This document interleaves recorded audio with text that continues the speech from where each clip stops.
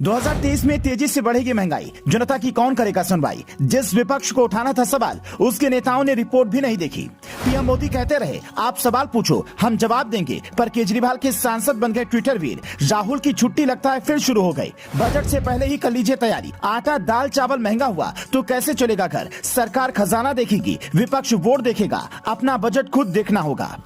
146 दिन और 4080 किलोमीटर की भारत जोड़ो यात्रा के बाद राहुल गांधी का अंदाज इतना बदल गया कि अब लोग उन्हें ठंड न लगने वाला तपस्वी समझने लगे। लेकिन जो राहुल सुबह 5 बजे से यात्रा शुरू कर देते थे, वो संसद सत्र शुरू होने के पहले ही दिन नदारद दिखे।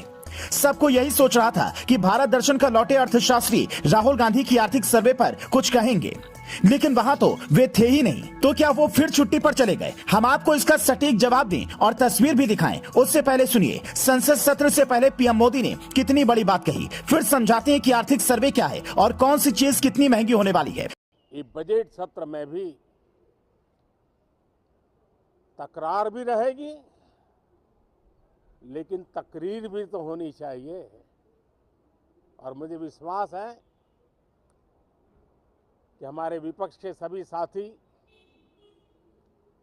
बड़ी तैयारी के साथ बहुत बारीकी से अध्ययन करके सदन में अपनी बात रखेंगे। सदन देश के नीति निर्धारण में बहुत ही अच्छी तरह से चर्चा करके अमृत निकालेगा जो देश को काम आएगा।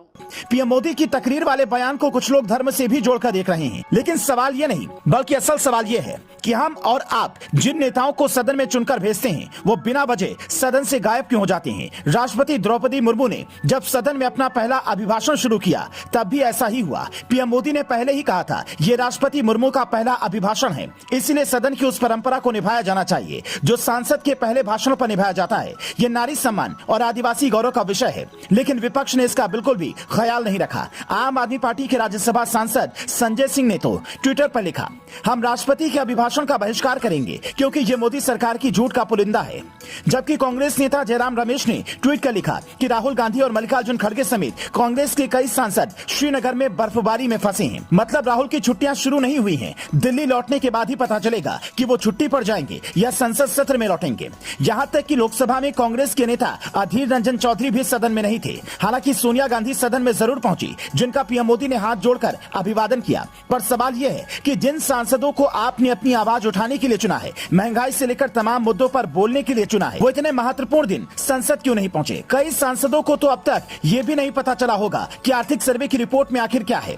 इसलिए हम आपको आसान भाषा में इस रिपोर्ट की बातें बताते हैं, ताकि अगली बार जब सांसद महोदय वोट मांगने आए तो आप उनसे कुछ सवाल पूछ सकें। जिस तरह आप सैलरी आने पर घर का बजट बनाते हैं, 5000 में राशन, 3000 में बच्चों की पढ़ाई, 15 से 20,000 EMI और दूसरे खर्चे जोड़कर देखते हैं कि कितना बच सकता है, ठीक वैसे ही देश चलाने के लिए जो रिपोर्ट बनती है वो आर्थिक सर्वे कहलाती है।